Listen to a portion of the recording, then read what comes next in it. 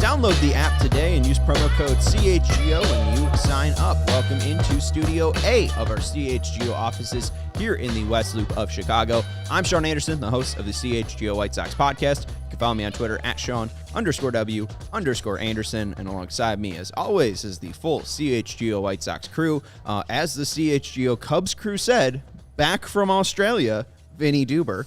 You can follow him on Twitter at Vinnie Duber. After all these weeks. You were somehow interviewing Dylan Cease here, Pedro Grifol and Andrew Benintendi at 35th and Shields, but also in Australia. It's been a month. I've been back from Australia for over a month. Man of many talents. You can follow him on Twitter at Vinnie Duber. He's our CHGO White Sox beat writer. And that's Herb Lawrence. Hello. You can follow the man in the middle on Twitter at Ecknerwall23. He's our CHGO White Sox community leader. We got a pretty big guest, and we actually don't have to do anything else for the next 25 minutes because you already talked to Dylan Cease. It's true.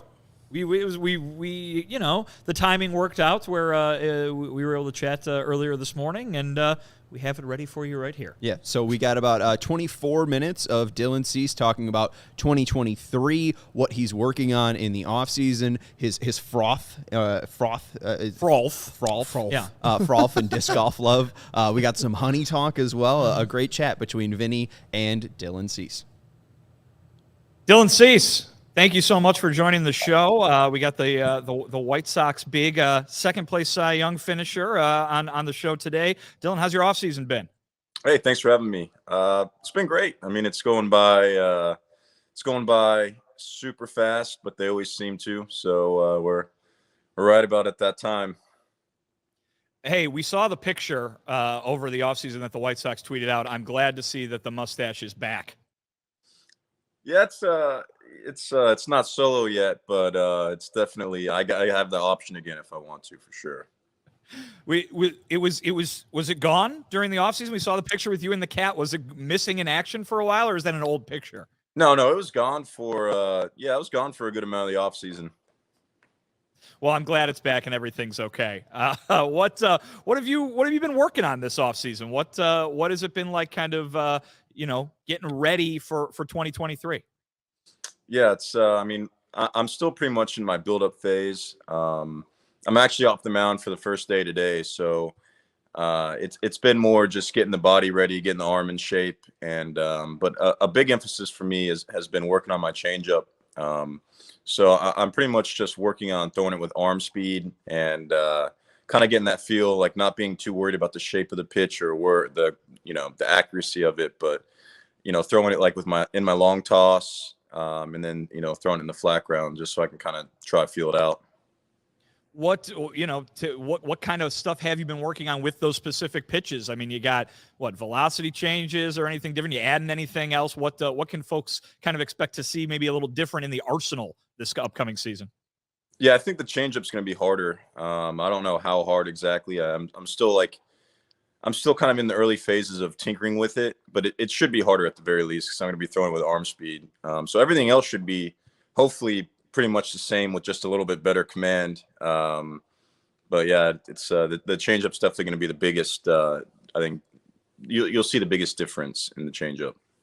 I'm sure this is something you're going over on a very regular basis with Ethan Katz. What is that relationship like during the offseason? We hear so much sometimes, be it from, the manager or from you guys when you talk in season about, sending videos back and forth. What is the daily working relationship like with Ethan when you guys aren't in the same room together? Yeah, it's more of he'll kind of lay out a schedule for me at the beginning of the off season, and then a lot of the work is really just build up work. So there's not a whole lot to report on other than like, hey, is the arm feeling good? Is the body feeling good? So I'm at the point now where there's a little bit more, like lately I've kind of been, I'll call him or I'll text him and say, hey, the changeup was really good today. I was happy with the feel of it or the, how it's coming on my hand, all that. But yeah, right now it's still pretty early in terms of actually working on stuff. But like today, I'm sure we'll talk today because it's my first mound day. So and I actually think he's planning on coming out here in a couple weeks or maybe even 10 days or so, just to kind of see it in person before we get going. So you're just down in Georgia right now, right? So he's kind of making a whirlwind tour across America to visit all his pitchers. Yeah, he is. It's a grind. you got a new manager. What have your conversations been like with Pedro, and what can kind of what's he kind of telling not just you but kind of all the guys about what he's bringing to the table this year? Yeah, so I had a nice probably 20 or 30-minute conversation with him, relatively close to when he signed, or when we signed him, and he basically just said that with him, communication's huge. We're gonna have a relationship, and pretty much it wasn't even that much about baseball. It's just, hey, I want to get to know you. We're gonna have a relationship, and we're gonna real away from baseball even, I want to get to know you, kind of thing. So that was the biggest thing. And then I recently had a guy come up to me where I train, and he said, hey man, I wish we hired that guy as our manager. Like, I love that guy. So it's definitely heard a lot of good things about him. What sort of fit does he look like he's going to be for this team? I mean, is he going to be somebody who kind of easily blends in with what you guys already got going, or do you think he's going to come in and establish something new, which also is perhaps going to benefit you guys? Yeah, I'm sure it'll be a little bit of both. It's hard for me to say. I mean, I guess I'm still kind of young in my career, so I don't really know. I don't necessarily know what to expect in a situation like this. But I think just from what I've heard, I think the communication is going to be good, and I guess what he's trying to preach and what he's trying to communicate is going to be good. So, that's for me. I'm I don't know. I guess either way, I'm coming with kind of the same goal and the same mindset. So, I think we're all going to work together, and I think he'll bring some positive change here for sure. At the end of last season, you guys were obviously talking a lot about, you got to wait till the year's over and kind of sit with it in the offseason and evaluate kind of everything that happened. After sitting with the disappointing results that you guys had last year for a few months now, how do you kind of look back on last season, and what do you kind of evaluate as what maybe went wrong for you guys? Yeah, I think it was a couple of unexpected things all coming together. Obviously the injuries didn't help, and then a couple guys. We had some performance that was lower than expected. So I think I think just a combination of that, injuries and lower than expected performance. So it was definitely disappointing, but I think there's a how do I word it? I think there's a really big desire to show everyone that that's not the team that we are, and that we are more of the team from 2021, and even better, hopefully. Was there a noticeable difference in the clubhouse last year and than there was maybe the year prior, or even a few years prior? And was that basically just, it's no fun to lose, or was there something else that you could detect there? Noticeable difference. I mean, I don't know. It never felt like we really got on any of those hot streaks that we had before. It kind of felt like it was kind of always like 1 for 1, or we'd lose 2, win 3, lose 4. We didn't really get on any good streaks, and I guess it is, our record was at 500, so I guess that really is the story of the season. It was kind of just pretty average all the way through. Do you think a new voice in Pedro is going to help you guys kind of avoid that kind of thing this year? Obviously, injuries and stuff are out of anybody's control, but do you expect a new voice to make a difference in that department? Yeah, I think I think he's definitely going to help. I guess have a handle on everything, but at the end of the day, too, I feel like a lot of it is us showing up and playing to our abilities. Really, there is only so much coaches and managers can do. It's the players that have to show up. So hopefully it's a combination of both. What was it like this offseason to finish second in the AL Cy Young vote? Yeah, that was pretty surreal. It's I think it's one of those that, I don't know. I still haven't even. It still doesn't even really feel, I guess, real in a sense. But I don't know. For me, I guess I've kind of just put it behind me, and I'm trying to focus on this upcoming season. You know, I don't want to get lost in. I don't want to get lost in that and then not prepare or not be ready for this upcoming season or get lackadaisical. So it's a great honor. I actually haven't even reflected on it too much. Like I said, I'm trying to really just get ready for this season, but you know, it's a really great honor, and I owe a lot of people a lot of credit for helping me get to that point for sure. I know last year you said when you were talking about the All-Star team, you know, that maybe provided a little bit of a motivating factor for you. Is there a motivating factor in wanting to be number one, even after getting as high as number two in that Cy Young vote? Yeah, I mean, really, it's just for me, it's coming down to trying to be the best player I can be. I feel like anytime you do like a comparing in that sense, it can be easy to like get lost in what do you actually need to do to be your best version, you know? So that's the biggest focus. Obviously, you always want to finish first and all that good stuff. But no, for me, really, I'm just it's the same as always. I'm just trying to focus on improving myself, and whatever happens. How's the honey business? Oh, it's going pretty good.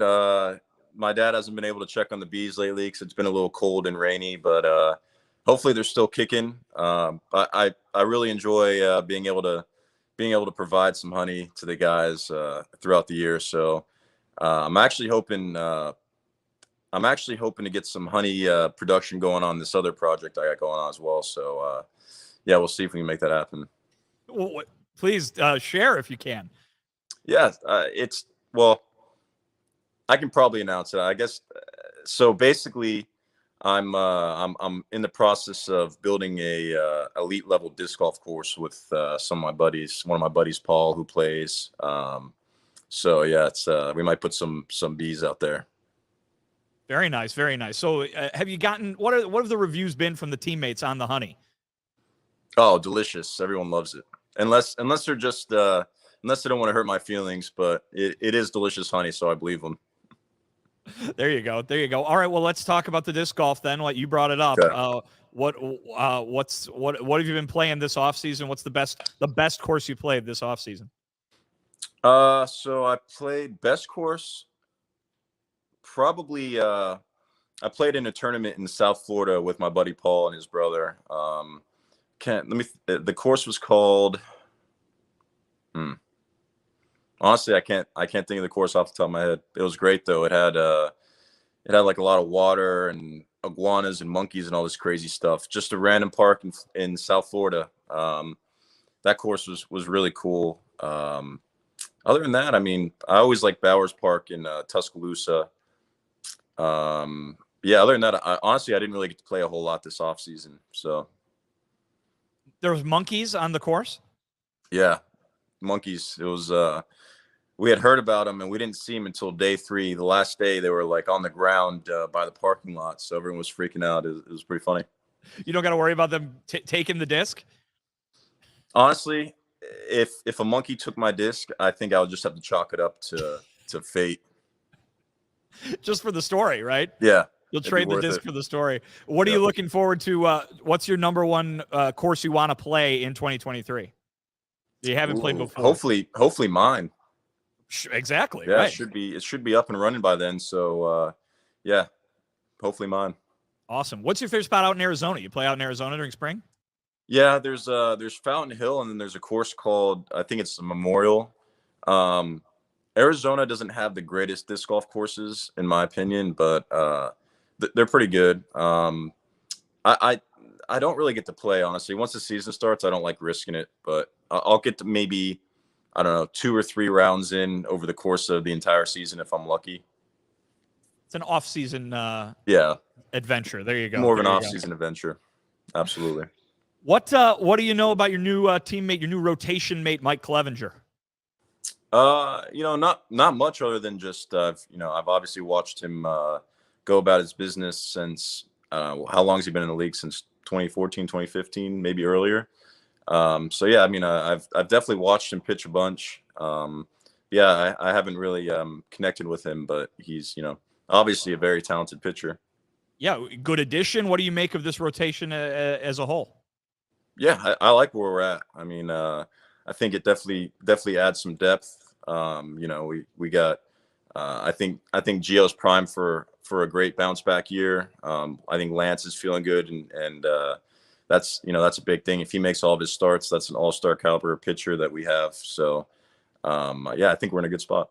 You brought up Lucas. How hard is he working this offseason? Yeah, he's getting after it. I mean, he always works hard, but he's very competitive. He's not a guy that likes to he's not a guy that likes to lose or likes to do poorly. So I know that he's taking everything very serious and working at it.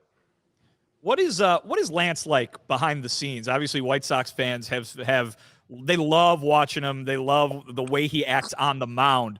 When the cameras are not on and he's behind the doors, what is it like to be Lance Lynn's teammate? Yeah, Lance is man, I could use a lot of words to describe him. He's definitely a leader, definitely a little bit of the sheriff, which is, every team needs. Great sense of humor. I think the thing about Lance is he's not afraid to say what he's thinking. He's not going to sugarcoat it. So you always know what you're getting, what he's thinking, which is great. Yeah, and he's picture a little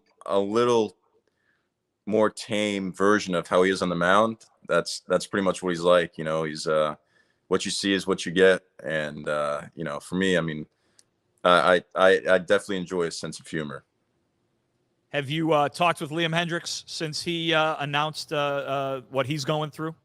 Yeah, we've talked a little bit. I've tried to more just give him a little bit of space, because I know that he's going through a lot, and a lot of people are probably trying to reach out to him and talk to him. But obviously that's something you never want to see, and it's very tragic. But we'll definitely be in touch, and yeah, I'm hoping I get to see him a good amount this year.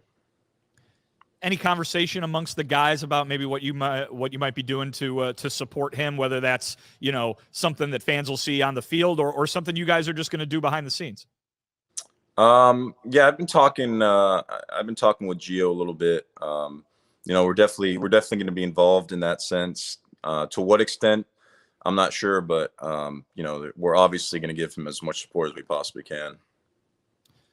A lot of folks talking, I think this happened about a year ago, but a lot of folks noticed that Scott Boras is your agent now. What are your conversations with him like? He's obviously such a high-profile guy in the sport. Yeah. As someone who is, his client now, what is it like when you talk with him? Yeah, man, for me, I always feel like I leave the conversations learning something. I think that's one of the things that really makes him effective. Is he's a great communicator, and he'll find a way to tell you an interesting story with what he's trying to communicate, and then he's able to weave that in. So he's able to tell you the facts, he's able to tell you the stories, and it's always really, really intriguing. I've been saying he needs to write a book just based on the very few stories. I'm sure he's got a million of them. So yeah, it's always a breath of fresh air to hear him talk and kind of see what he's doing. Has he given you a little different outlook on your career and maybe kind of the way you want to go about things moving forward? Yeah, I think a different outlook. I mean, I think he does a really good job of kind of explaining to you how he sees you, and like analytically and numbers wise, kind of where you're fitting in, and at the same time, also like what areas can be improved on. It's not like he's just sitting there, blowing smoke up your rear end. He's going to sit and tell you, but at the same time, it's when he talks to you, he's able to do it in a way that's really really confidence boosting, which I think is important. So if that's the biggest thing really, is just we focus on performance and how to be competent, and he's always got a lot of good tips in that area. When he talks to us at the winter meetings, he's got this list of jokes and puns that he's ready to hilarious. unleash.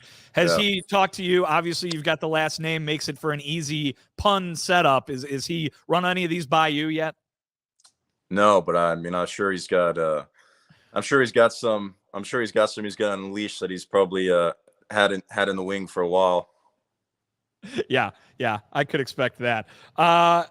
Do you know Dansby Swanson? The new Cubs guy, obviously grew up in the Atlanta area. He's in town now. Do you know him? Did you face him in high school? Anything like that? I don't know him personally, but funny enough, my first varsity pitching outing, my sophomore year, I closed against Marietta High School, and I did face Dansby. That's back when he was a switch hitter. Well, and what was the outcome? He popped up to center field, but I gotta say, and I hate to be this guy, I threw one right down the middle that was called a ball. That would have been a strikeout. Wow. I'll tell you what. I'll send you the clip if I can find it. You've got it on video. Yeah, it's on YouTube. Oh my goodness. So we can dig this up when the robot umps come along in however many years. You can rectify that in some fashion. Yeah, we'll send it to Mythbusters and we'll have them prove that the ball was in fact over the plate. There you go. Hey, you got a chance now to make up for it, to set history straight now, because you'll be seeing him in Crosstown for 6 times this year. Yeah, ball doesn't lie. There you go.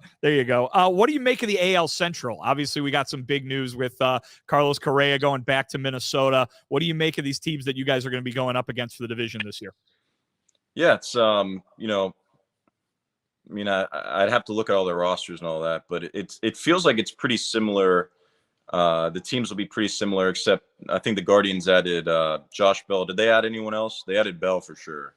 They got a few guys. They got a few guys here and there. Bell's the big name. Yeah. So I think it's gonna be pretty similar. I mean, for me, the biggest thing is I'm always more of a you got to focus inward and focus on you. So obviously every team's gonna be doing what they're doing, but I think it's hard to dispute us being the most talented team. So I mean, we really don't have any excuses in that area. So now we got to figure out how to execute and how to really kind of make it congruent and make it all come together. Obviously, you guys are trying to play the way you guys want to play, but was there anything you could learn from the way the Guardians seemed to approach things last year, the way just kind of their mindset and maybe some of the little things that they were doing right all last year? Yeah, definitely. I mean, I think the things they do is they're pretty fundamentally sound, and they really try hard. It's a big hustle team, and if anything, I think we got to match that for sure. I don't know if you're into predictions or not, but when you look at your team and when you get to Glendale and you look around that locker room, what can this team do? What are your guys' expectations for the White Sox in 2023? Yeah, I think I think we're a lot better than what we showed last year. For me, like I said, it's I'm kind of more focused on the what we have to do right now. I like to focus on the steps, and whatever the results are, that's what they are. I think if you focus on the results, it can it can get you off of what you need to be focusing on, and maybe add a little too much pressure or add a little too much just unnecessary thoughts, I suppose. So I think we all know that we have the talent. That's undeniable. And not to mention, you don't even have to have the most talent to be the winning team. So, it's if we execute, if we can play like we know we can play, then I think the sky's the limit. And everyone thinks that as well. We just, it's a matter of molding it and making it happen. We have power. We got great pitching. So we have a lot of positives to work with. Now we just got to make it happen. You pitched in the playoffs 2 years ago, and I know you talked then about what a big deal that was for you. How hungry are you to do it again, to get back to that October stage? Yeah, very excited, very hungry. Unfortunately, I wasn't super polished my first go around, and so I want another shot at it with this much more experience and this new level of ability that I feel like I have. My first go around, it it was one of the coolest experiences. I mean, that however many people were at Guaranteed Rate that day, I mean, it was so electric. I was throwing 101 purely because of, the fans giving me adrenaline, which was incredible. So I want another go around where I actually know how to control myself and how to focus and how to fill up the strike zone with my secondary, all that stuff that I didn't really have a great ability to do in my first go around. All right, before you go, we're seeing you right now. You've got the full beard. Yeah, are we going down back to the regular mustache for opening day, or is this going to be just kind of feeling it out and see what fits best for you? I think there's a good chance for the regular mustache, but I like to keep people on their toes, so I'm not going to guarantee it, but I think there's a good chance. All right. Dylan Cease, thank you so much for joining the CHGO White Sox podcast. We will see you in Arizona. Awesome. Thank you for having me. Thank you to Dylan Cease for joining Vinnie Duber. Thank you to Vinnie Duber for doing the work, doing the interviewing, reaching out, getting Dylan on the show, and getting the exclusive talk with him. We'll talk more about Vinnie's chat with Dylan in just a second. We'll take a quick ad break here. Shady Rays, if you are in the Georgia sun, trying to protect yourself from the Georgia sun at a Marietta, Milton high school baseball game. All the reflections coming off peaches. Right. Yeah. Isn't it the Sunshine State? That would be Florida. It's the Peach State. That's close. Actually, that's Denver. It's close. It's the Sunshine State. Oh, okay. One of them's close. What's that from? Old school. Okay.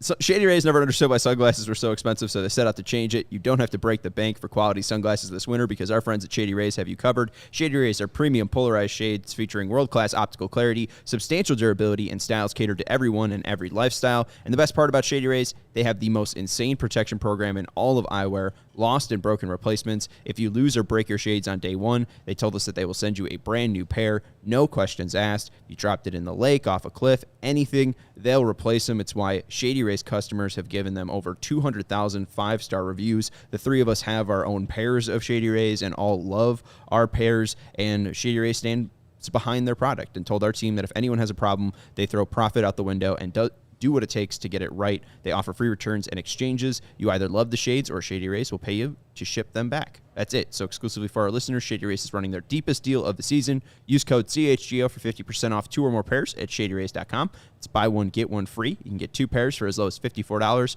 Redeem only at ShadyRays.com, where you can find all their newest and best shades.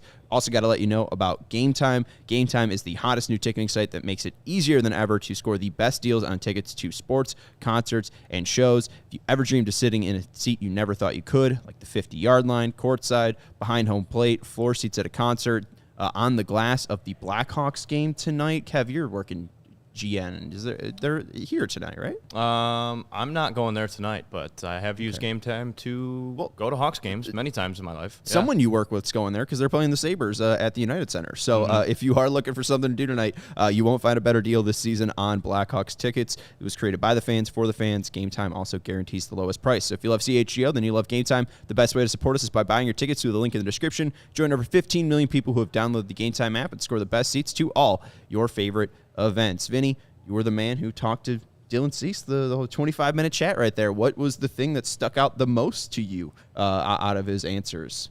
I think these guys get it. I think these guys know what's ahead of them. I think they know that last year it did not work at all when it came to what they were trying to do. And I think they know that, listen, they know what they're capable of. They know how they should be playing on a nightly basis. If they can do that, then, yeah, they're good enough to be at the top of the division, certainly, if not the top of the American League. And I think, though, that they have realized that that's not going to be automatic, that they're going to have to do what it takes to get that done.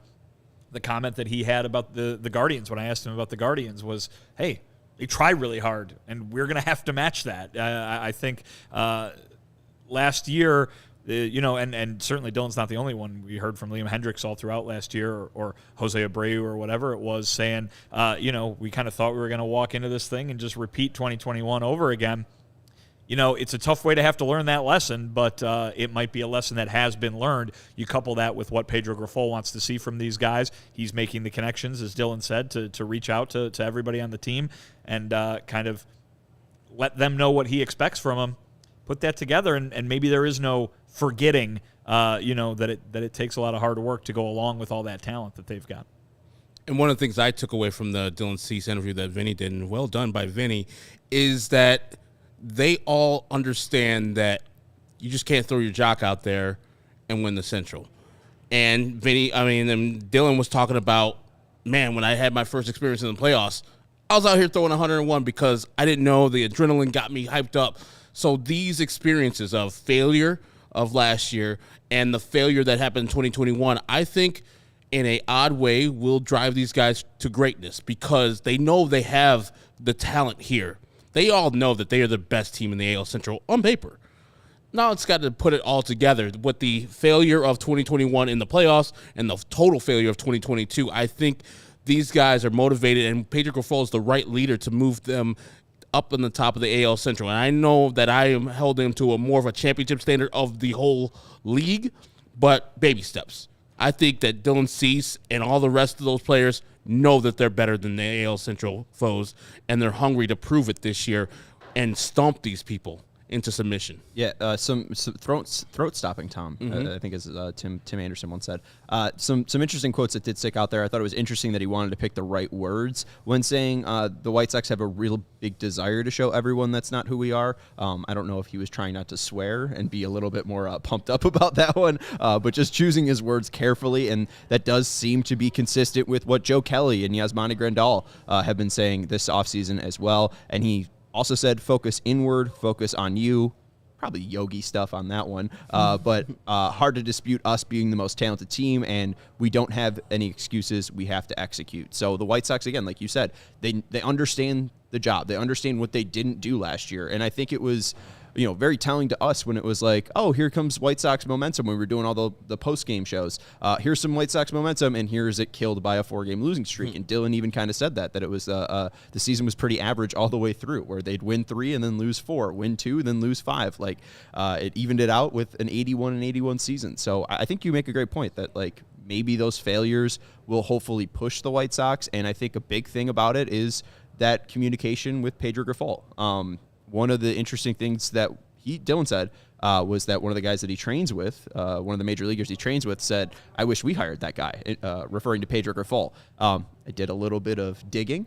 Was it Rapid Sports Group? Yes. Rapid Sports Group is the place where Dylan trains down in Georgia. Was it Drew Waters, current Royals outfielder? I was looking through all this stuff, and I'm like, all right, who are the major leaguers tagged in all these Instagram videos that also had a managerial open? And that was the only guy that I could find. The guy that they did a video with the White Sox too. He actually was crossing paths with Charlie Blackmon while Charlie Blackmon was leaving the facility. And so I was like, maybe Charlie Blackmon said that, but they got a solid manager in Bud Black, right, still. So I'm sure it's not him. But, yeah, Drew Waters is like, yeah, that guy was instrumental in the Royals doing what the Royals do. And I'm sure that there's some people, especially Salvi Perez, that wanted him to be the head boss there in Kansas City. But I've been hearing only good things from Pedro Grifol. I've not heard one bad thing. Yes, he has not managed any games or had a team meeting as yet.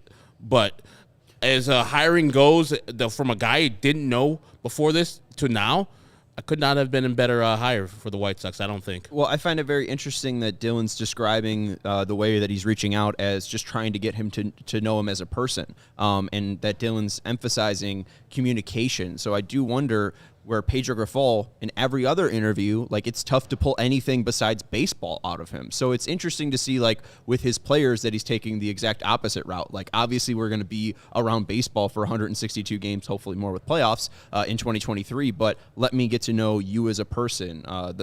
He's referred to the man that you are as well a lot. So an interesting approach. Have you guys seen stuff like this before? Someone that has kind of taken this, really personable route to managing before? Not with the White Sox, because as we've seen, they've been pretty much the people that the White Sox people know. I just think, as I've always said, a manager's more of a philosopher. He's more of a dealing with personalities guy, and that's good that he's reaching out to the actual people, not the baseball person. They want to know about the person. What gets you hyped? What gets you low? What do you like? How do you like to be managed? Because this is a new person to the organization. he's the one that has to ingratiate himself to that team, not the other way around. There's 26 other people there. He has to maneuver between those people, not them maneuver to how he feels. And so it's good that he's reaching out to these people and having decent lengthy conversations. He said like a 30-minute conversation after he got hired. So if he's doing this to all the players, I think that goes a long way with these players, just to say he doesn't just care about me as some guy that wins him baseball games, makes him look better. He actually cares about me as a person. And if you feel like a person, your boss, your higher up, actually cares about you as a person, maybe you perform that much better. Well, I'd answer that question from you, Sean, in a few different ways. I mean, I think Ricky Renteria definitely did that kind of thing, had that type of relationship with a lot of these players. I remember a story I did on Ricky a few springs back. Some really impressive moments of connecting with Tim Anderson and connecting with Lucas Giolito. Really, really caring about their success, like you just said there, Herb. And I also wouldn't color everybody who hasn't necessarily gone to that length in a light of being careless or anything like that. Mm-hmm. We heard a lot of really positive reviews for the kind of person that Tony La Russa was to these guys and the relationships that he had with them. Even someone where everybody was so worried about, is he going to get along well with Tim Anderson, the kind of modern baseball player that Tim Anderson is versus the very not modern baseball manager that Tony La Russa is. And those two seemed, from a relationship standpoint, to work really well together. So I wouldn't necessarily say it's binary, you know what I mean? But I think Pedro Grifol can definitely deserve the kudos for going out and doing this kind of thing and making that part of his philosophy. I definitely get big-time Ricky Renteria vibes on that front as well. I do wonder, too, now having the hitting staff turnover, I do wonder what the communication was like with Don Cooper and the pitching staff compared to Ethan Katz and the pitching staff. And I said that, they've updated that language. They're speaking more of a modern game, but I do wonder if the communication is stronger. And I do wonder now, like with the change from Frank Menechino to Pedro Grifol and the staff that he's brought in, I do wonder if that communication's improved. And we saw the White Sox pitching under Ethan Katz improve immensely compared to Don Cooper. And obviously, they also brought in Lance Lynn. He's been pretty good. But Carlos Rodon wasn't as good as he was under Ethan Katz compared to Don Cooper. Same with Dylan Cease. Dylan was obviously a little bit younger. But I do wonder if that's another big part of this, is like now the communication is going to be happening on the offensive side, and that 81 and 81 team can take a step up because the offense is being improved. They're having those daily conversations. They are having those basic human interactions that allows you to trust guys easier. And if this guy is someone that you trust and have built up a relationship over the past 4 months, and then he comes and brings you information, maybe it's easier to take it from that guy. I'm just trying to think of positives from this style and this communication style, and hopefully that's the connections that are made for the Sox. And like I said before, it's not necessarily one size fits all for all the players. Some people don't want to hear from manager, hitting coach, because they have their system. They have the way they do things. Hey, thanks for checking in. I'll be over here. I'll be doing my off-season program because I know how to get my thing right. Some people go back to their initial coaches, like Lucas Giolito did with Ethan Katz outside of the organization at the time. Some people, their swings are set up by their dads or their first coach. And so, yeah, thank you for your input, hitting coach, but I'm going to be over here working on my swing. So they have to find the balance between how much information they need to give each individual player, because they don't necessarily learn the same. Different people learn different and also want to hear from the manager differently. Some people want to be talked to all the time. Some people want to be left alone as a grown man. So Pedro and his staff need to find that balance once they hit spring training out there. And I'm glad it's like still 6 weeks to a month, 2 months out there. So you really get to know your people. If you're a veteran, you're like a long-time manager, 2 months is a lot of time to be spending with the same people, especially when you're going 6 months more with those same people. 2 months for the White Sox to learn the fundamentals under Pedro Grifol and what he wants and what the players want from those coaching staff, I think is a nice establishing thing down there in Arizona. Herb, these socks are incredible. Oh, you like them? Oh, sorry. Can we get Herb's socks in the Are they shot like here? New Order socks? No, for They're very Christmas. nice. When you're a kid, you didn't like getting socks, And so nowadays, I just tell my fiance and her family to just give me socks. And so I've been wearing different pairs of socks, kind of colorful, which is not my style, every day. I just like a nice sock. You got purple or blue ones on, They're too. just blue. They're just navy blue Nike socks. Okay. Yeah. They're not impressive. Herb's are nice. I have some red ones that I usually don't wear. I might wear tomorrow. But yeah, this is if somebody gives me a Christmas gift and it's socks, I'm in. That's all of me. There you go. All right. I mean, just how different life is. Like, kids I used to hate socks, like, absolutely detest them, not wear them at all. Now I can't live without them. Yeah, but now that I spend my own money, I'm not getting like $5 from my mom like every time I leave the house or whatever. Like, hey, go buy. Have you ever dinner or bought whatever. your own socks? Yes. Yes, I have. I've And never bought my own Well, it's a socks. horrible Are experience. you not an adult man? No, I don't. I just wear the same socks. I'm with Herb that like, I now cherish socks and underwear as a gift because I don't want to spend my money on that. Yeah. I don't know. No, you got to get exactly what you want. I don't want people picking those garments for me. Yeah. My socks. I don't. You know me. Look, dressed like this, so I barely pick anything. Hanes is reliable. Anyways, See, I think it is important when you cover the White Sox that you do have actual socks talk. right. Yeah. Yeah. No, I think so too. We'll take another break here, and then we'll recap a little bit more of Cease here. I got some stuff on the changeup. He mentioned Lance Lynn being the sheriff, that I thought was a funny picture in my head, and then maybe we'll talk a little bit about agencies as well. Greg, I'm not one of Scott those people Boras. who wears socks to bed. I sweat too much, and my feet would sweat, and no, I'm not that person. But I wear them every other time. I barely wear bare feet. Socks are essential for me. Type 2 diabetes is part of it, but also I just don't like the bare ground touching my feet, my bare feet. I like slippers in my household. I'm with you. I don't like bare feet touching the hardwood. Slippers and robes. What is this? items. This is an old man The show. two all young of a cats sudden. over here wearing no. robes Oh, and man. slippers. I never said robes. It'll change your life. I think slippers will change I'm your already life. sweating You're thinking not about wrong this. about that, A Kevin. robe. You know what also change your life? The ComEd Energy Efficiency Program. It's committed to helping families and businesses in the communities we serve manage energy usage and lower energy bills now and into the future. ComEd offers a wide array of incentives on lighting and other efficiency upgrades to commercial, industrial, and public sector customers of all sizes across our territory, and customers can inquire about how to upgrade outdated lighting to energy and money-saving efficient LED lights. Learn more about network lighting to operate your lights through your mobile device and track your facility's energy usage and more. Incentives have recently increased for indoor-outdoor lighting and network lighting controls, making these projects even more cost-effective than before. So visit ComEd.com/poweringbiz. That's ComEd.com/poweringbiz now to start saving money and energy. And to start a project, contact us at 1-855-433-2700. And for more information, is email businessee@comed.com or public sector ee@comed.com. Also got to let you know about FOCO. Chicago, you've already got the best coverage for your favorite teams, so get fitted in the best sports gear around. FOCO has you covered from Soldier Field to the front room, north or south side, with hoodies, slippers, signs, bobbleheads, and everything in between. Get decked out like DeMar with apparel from the leaders in sports merch and collectibles. FOCO, that's FOCO. If you're looking for the perfect gift for the football fan in your life, FOCO's got you covered with hoodies to fight that Lake Michigan breeze. So check out FOCO.com, FOCO.com, or click the link in the description below. And for all non-presale items, use the promo code CHGO for 10% off. Again, at FOCO, FOCO.com.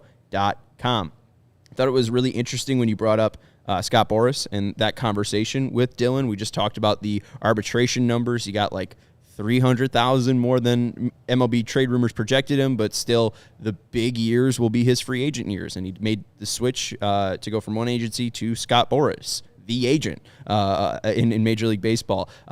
Not the first guy to bring up that Scott Boras should write a book, and especially now with the Carlos Correa stuff, I think he's got like 8 chapters. There's right a there. book. There's a Yeah, book all by itself. But what did you glean from the Scott Boras conversation or anything that C said? Well, listen, I remember when I was younger, and when you're in the fan realm and everything like that. Scott Boras, for some reason, was someone you're supposed to hate, someone you're not supposed to like, right? He's one of baseball's bad guys or something like that. And as both I've grown older and become, someone who covers the sport and doesn't have a rooting interest anymore, he strikes me as not necessarily a bad guy.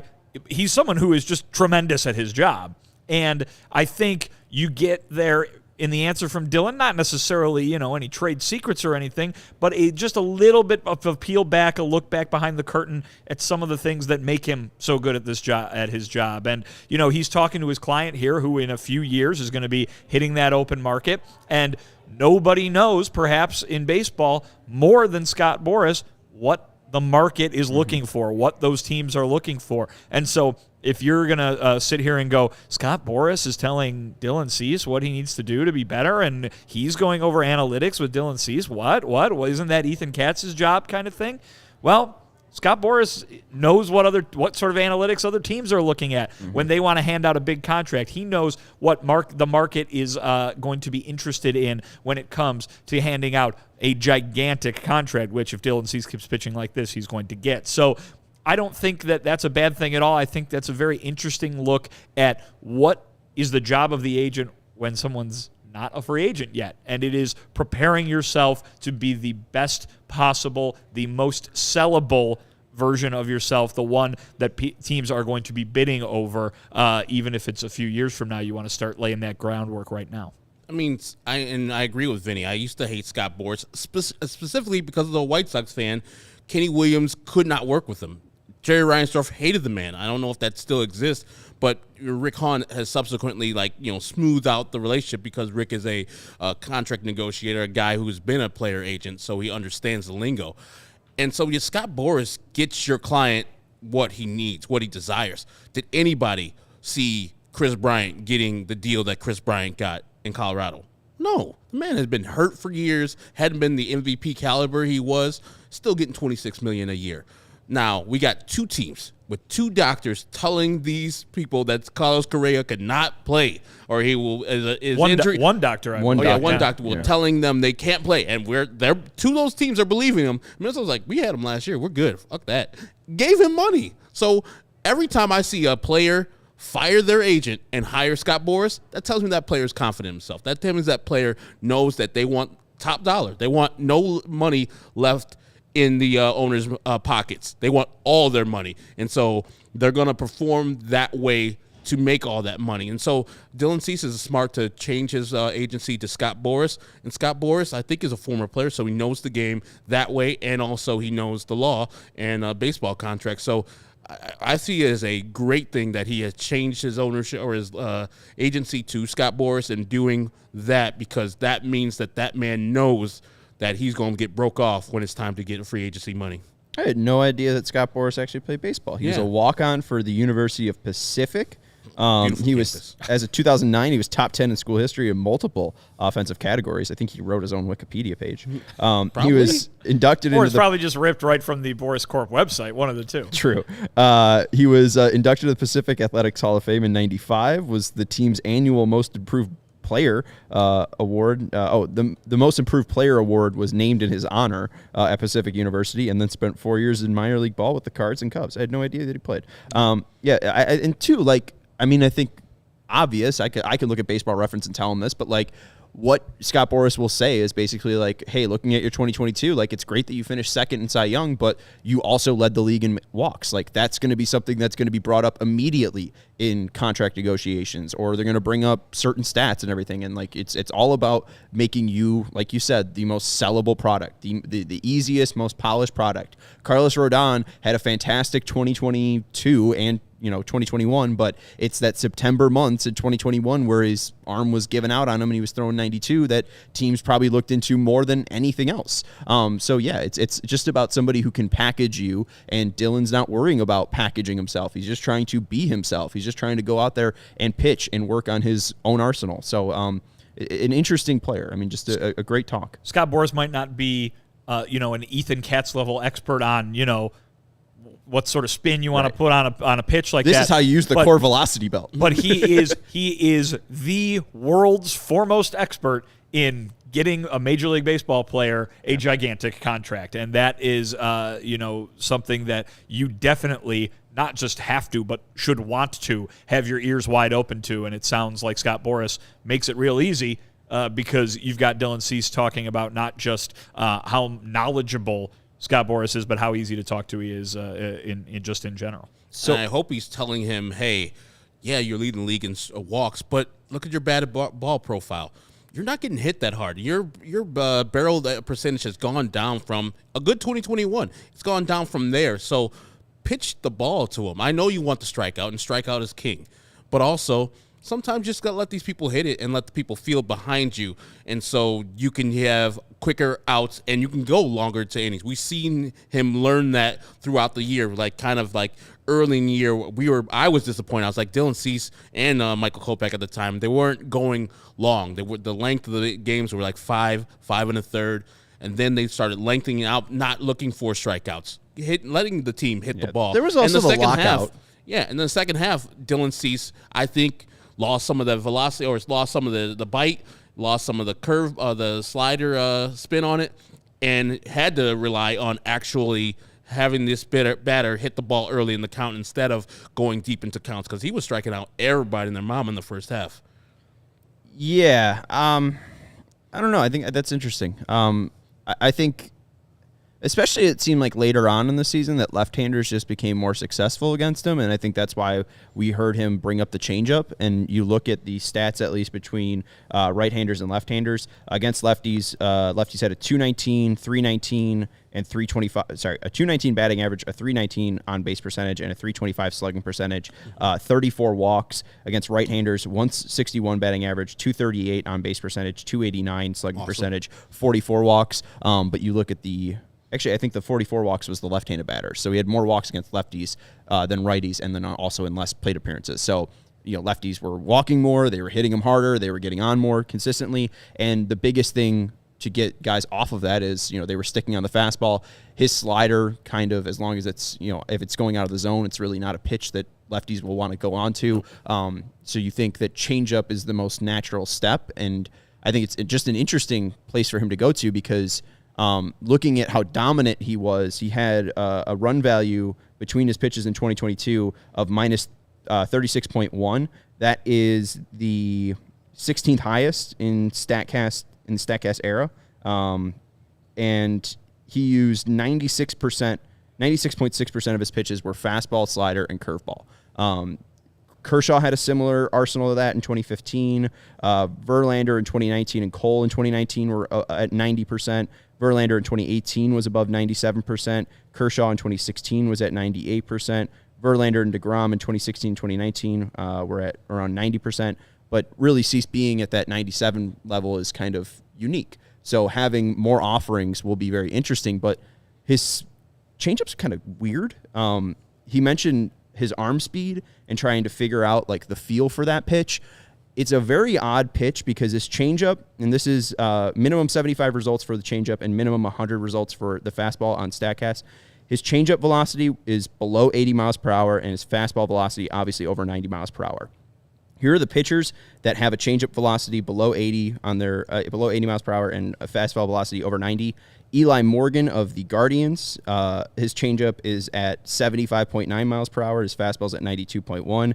Dylan Cease, his changeup's at 77.9 miles per hour. His fastball at 69.8 miles per hour. Tyler Anderson, former 68. Oh, 96.8. Sorry. Tyler Anderson, former of the Dodgers, now the Angels, at 79 miles per hour for his changeup, 90.7 miles per hour for his fastball. Nick Martinez of the Padres, 79.7 miles per hour on his changeup, 84.3 on his fastballs. Jarrell Cotton, 79.7 miles per hour on his changeup, 92.7 miles per hour on his fastball. The real point that I'm trying to make, Cease's difference between his fastball and changeup, 18.9 miles per hour.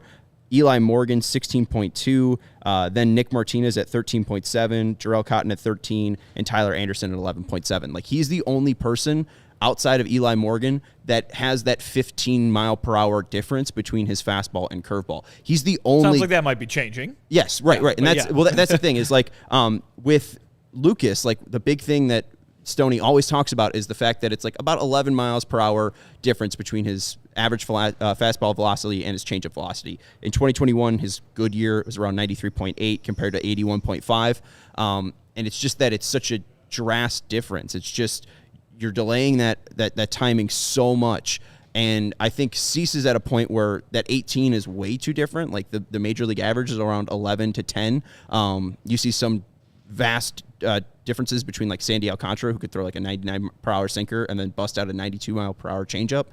So the pitch velocity doesn't matter too much, but I think Dylan's trying to talk about feel and just making it feel. It's not fooling anybody. It's not fooling anybody, and it's not natural, right? Like the 18 miles per hour difference is just because he's trying to throw the ball as slow as he possibly can. Yeah. Where now he's trying to work it on arm speed, and he's not even on the mound. Like you said today, he's getting on the mound for the first time today. Like that's why he's just trying to make it a natural throwing motion on the ground in his routine, just so it comes off the mound with a feel pitch. Like that's what a changeup is. It's not really a grip pitch. It's not really fastball trying to get backspin on it, whatever.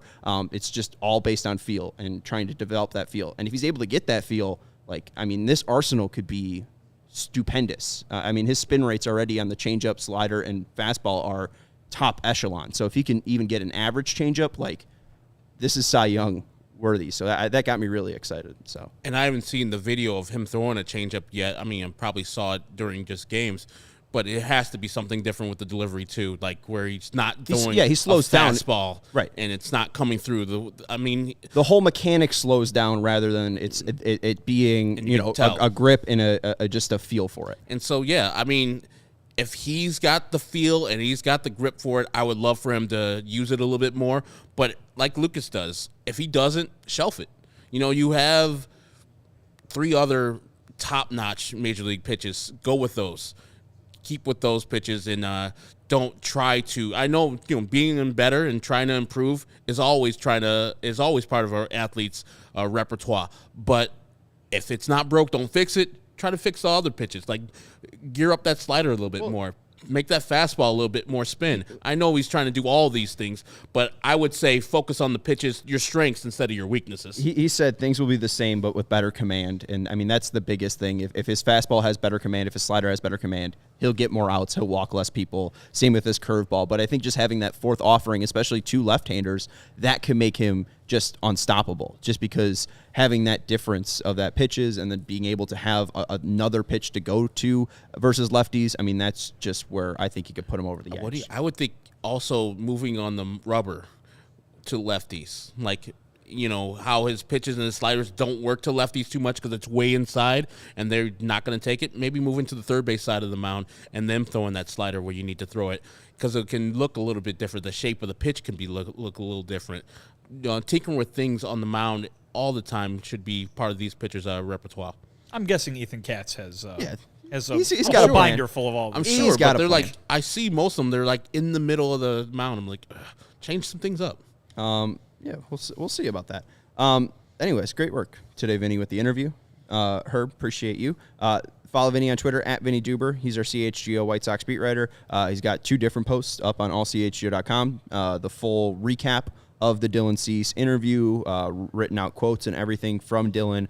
So if you could just take that process, if it's easier for you to process that information reading, check out allchgo.com. Also got clips of Dansby Swanson and Dylan Cease's at-bat between each other, Marietta versus Milton, if you want to see those intertwined. And then also, that's Herb Lawrence. You can follow him on Twitter at Ecknerwall23. He's our CHGO White Sox community leader. Not Hugh Hefner.